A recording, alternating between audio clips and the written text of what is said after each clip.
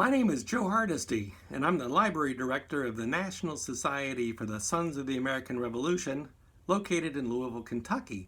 And welcome back to another edition of FAQ Friday at the SAR. Lisa from Virginia visited the library recently and asked me, what is the difference between primary and secondary source records and the quality of the information found in these records? Good question. Primary sources come from governmental agencies and departments on the local, state, and national level. And so they can be found in county courthouses and state archives and the National Archive. They can also be found in libraries and special collections like the SAR Library here in Louisville. While primary records are required by law to exist, I have found these record groups to be particularly vulnerable to errors or omissions when they first come into existence. So you can imagine the number of omissions that can occur in a newly formed county, for example, or when a new state law requires a county clerk to record births and deaths for the very first time.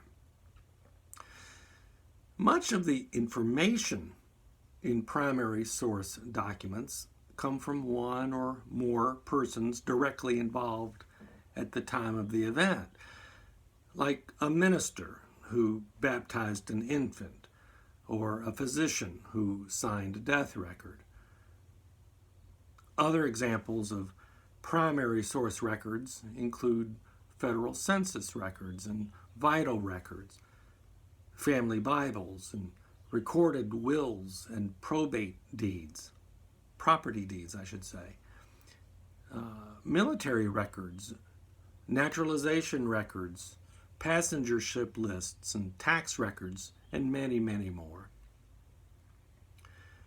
Now, bear in mind that a family Bible would only be considered a primary source if the events were recorded at the time they actually occurred. Thus, it's best if the information contained in a Bible be corroborated from another primary source. Similarly, the age or date of birth found on a person's death record or headstone should be proven by at least one other document. It should be a genealogist's goal to always acquire primary sources for the information they seek, because they're considered to be more accurate. Lastly, acquiring and consulting primary sources are particularly valuable to those wishing to join lineage societies like the SAR and the DAR. Secondary sources, on the other hand, are documents and records that are not created at the time that a life event occurred, nor were they required to exist by law.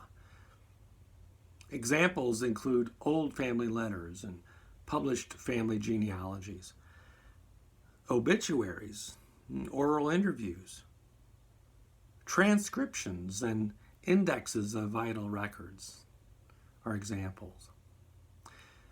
Now, while secondary sources provide lots of great clues to one's family history and should be collected, they include more possibility for errors and omissions. For example, a published survey of headstones in a cemetery may not have included the headstones in Section D. A marriage record would be considered a secondary source for the age or birth information it contains, especially if the couple is underage or eloped. Obituaries are usually written soon after someone's death, but not always. Also, since the information contained in an obituary typically comes from a funeral director who gets the details from a family member, an obituary, for one reason or another, may not include all the family members of the deceased. An abstract or a transcript of a primary source document automatically becomes a secondary source for the primary source information it contains, because it is not original. And the act of rewriting it opens up the possibility for errors. An obvious mistake is made when a researcher assumes a date of publication of an obituary or a date of probate of a will to be the date of death of the ancestor.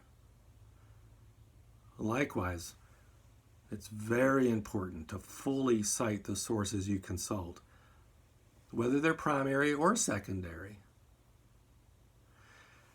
To learn more about this terrific topic, I invite you to visit the Board for the Certification of Genealogists at bcgcertification.org.